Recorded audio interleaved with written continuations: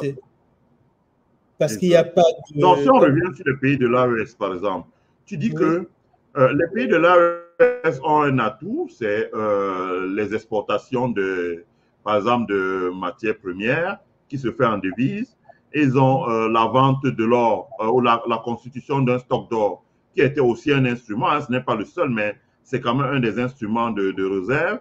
Mais aussi le Mali, le Burkina Faso, par exemple, même le Niger, qui ont une très forte diaspora. Et c'est une diaspora qui travaille et dans des pays où on a des devises comme l'euro, le dollar. Et si, par exemple, le gouvernement développe des programmes, comme l'a fait le Rwanda, qui permet de venir placer cet argent, d'ouvrir des comptes en devises pour placer cet argent, mais également d'investir cet argent dans l'acquisition des actifs construits en devises locales, ça permettrait rapidement que ces pays aient un instrument de couverture de leur monnaie sans vraiment aller se baisser la culotte sur le marché international. Oui, justement, c'est des leviers. Justement, la diaspora est un levier qu'ils auraient pu utiliser ou bien qu'ils peuvent encore utiliser. Tout à l'heure, quand je parlais d'avoir un écosystème bancaire local développé, justement, la diaspora est un levier pour pouvoir le faire, en fait.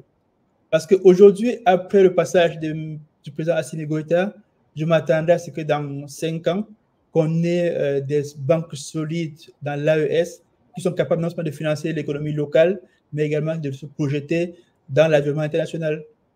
Donc, la diaspora, justement, c'est un raccourci que ces pays ont pour pouvoir ramener le savoir-faire. Parce que même la banque, ça ne s'apprend pas du jour au lendemain. Il faut pouvoir débaucher des gars déjà compétents, non seulement pour venir travailler, mais également pour former des jeunes. Et il faut aussi dire quelque chose, c'est qu'ils ne sont pas obligés de se limiter à la diaspora malienne. Ils peuvent chercher des ressources humaines en dehors du Mali. Par exemple, comme au Rwanda, ils ont pris... en fait, tant que tu es compétent, on te prend au Rwanda. Donc, comme toi, tu es un expert dans ton domaine, s'ils ont l'ouverture d'esprit de dire, OK, nous, on a des objectifs à atteindre, on a besoin de former des jeunes dans le domaine financier, donc ils peuvent te contacter, ils peuvent contacter plusieurs autres pour venir former, que ce soit des masterclass ou bien autres, quel que soit le modèle, afin qu'on ait des banques de ces pays-là qui deviennent compétitifs et que dans quelques années, ils aient un écosystème financier assez étoffé pour pouvoir justement prétendre aller avoir une monnaie et qu'elle soit forte. Parce qu'il y a deux choses, le fait d'avoir une monnaie et le fait qu'elle soit forte, parce que ça fait deux choses bien différentes. Pour avoir sa monnaie, on peut l'avoir en 3 semaines, en 4 semaines, mais pour qu'elle soit une monnaie stable, ça prend beaucoup plus de temps. Okay.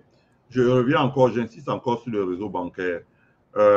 Lorsque tu dis qu'il faudrait qu'ils aient une banque qui défende la monnaie, je suis parfaitement d'accord. Est-ce qu'en ce moment, l'un des principaux reproches, par exemple, celui que Tunjiang Puemi faisait au franc CFA, où il disait l'accès à la profession de banquier, et on voit ça dans un pays comme le Cameroun, c'est que on voit très bien qu'au Cameroun, l'accès à la profession de banquier, c'est d'abord c'est éminemment politique. Deuxièmement, ce n'est pas donné, et même quand le politique donne des licences, il donne la licence aux gens qui n'ont rien à voir avec le métier de banquier.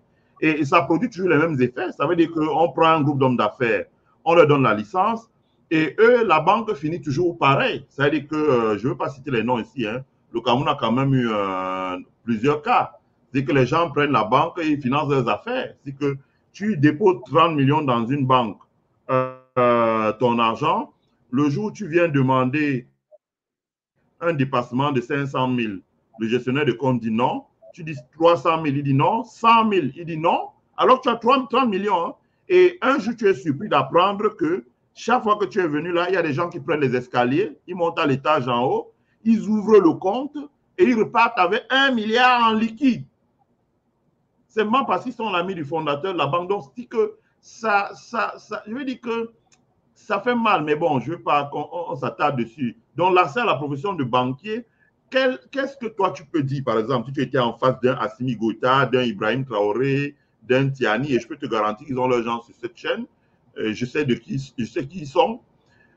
Qu'est-ce que tu leur dirais, par exemple, en matière de réforme du secteur bancaire, c'est-à-dire que quels sont les genres d'institutions bancaires qu'il faut créer, comment est-ce qu'il faut développer le réseau? Est-ce qu'il faut des banques publiques?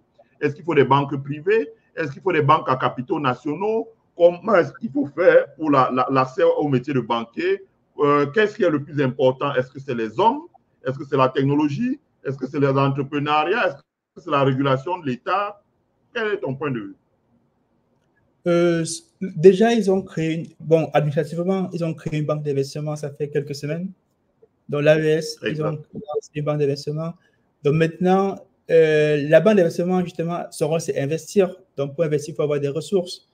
Et ces ressources-là, il y a des ressources locaux qui sont justement produites par les banques commerciales parce que c'est la banque commerciale qui émet la monnaie, qui crée la monnaie. Ce sont les banques commerciales qui créent la monnaie. Et voilà, les ressources étrangères, donc justement, ils doivent, s'ils veulent se financer à l'extérieur, ils doivent justement repartir vers les mêmes bailleurs de fonds. Et puis, bon, on sait comment ça va se passer. Donc, si j'avais quelque chose à dire, c'était de développer cet écosystème bancaire localement. Et ils peuvent justement s'appuyer sur des partenaires parce que lorsqu'ils partent, par exemple, faire des partenariats avec le Maroc, il ne faut pas juste aller acheter ça, mais il faut justement dire, OK, bon, telle banque-là, nous, on veut peut-être pas le contrôle, on veut… En fait, il faut parler du capital, en fait. Donc, aujourd'hui, vu le contexte politique, vu qu'on sait tous comment ça se passe, c'est-à-dire, si aujourd'hui, le Mali dépose une demande d'agrément à l'UEMOA, je crois que ça va quand même, ça va pas passer aussi comme on était à la Poste. Donc, ça, c'est justement où ils peuvent s'appuyer sur des tiers pour initier des banques même ailleurs afin qu'elles se développent et reviennent au pays. Donc, ils doivent construire cet écosystème-là parce que c'est indispensable d'avoir les banques commerciales. C'est indispensable parce que c'est la banque commerciale qui, à travers le mécanisme de crédit, crée la monnaie. Donc, c'est un peu la base en fait, du système financier. C'est les banques, ce sont nos dépôts qui font qu'in fine, on a des mastodontes. Donc, chez nous, le taux de bancarisation, justement, c'est un handicap parce qu'on a un taux de bancarisation qui est souvent faible. Or, pour améliorer ça, ce sont que les banques commerciales qui doivent justement étendre les réseaux, abaisser les barrières à l'entrée pour les comptes bancaires, c'est-à-dire les montants minimum d'ouverture, les abaisser. Donc, il y a pas mal de mécanismes comme ça pour pouvoir abaisser l'accès à la banque et faire qu'on ait beaucoup plus de personnes qui ont des comptes bancaires, justement, qui apportent des dépôts, qui prennent des crédits, font tourner, font développer, par conséquent, les banques de réseau. Donc, pour moi, je pense que c'est ces deux aspects-là qui doivent justement prioriser. Et pour ça, il faut qu'ils aient vraiment une bonne politique pour les ressources humaines, parce que ces banques, il faut les gouverner. Pour les gouverner, il faut de l'expérience. Déjà, pour la profession bancaire, il y a toujours le principe de l'agrément.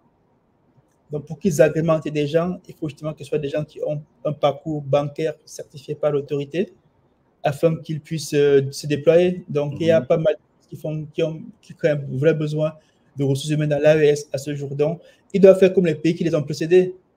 L'Afrique du Sud a fait pareil. Donc, quand ils sont sur la partie, ils ont pris pas mal de cadres dans d'autres pays.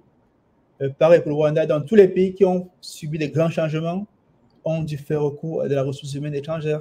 Donc, pas seulement sur le plan politique, comme on peut aujourd'hui voir, par exemple, avec des Franck Pegnancy qui collaborent bien avec l'AES, ou bien la communication avec d'autres gens qu'on voit communiquer.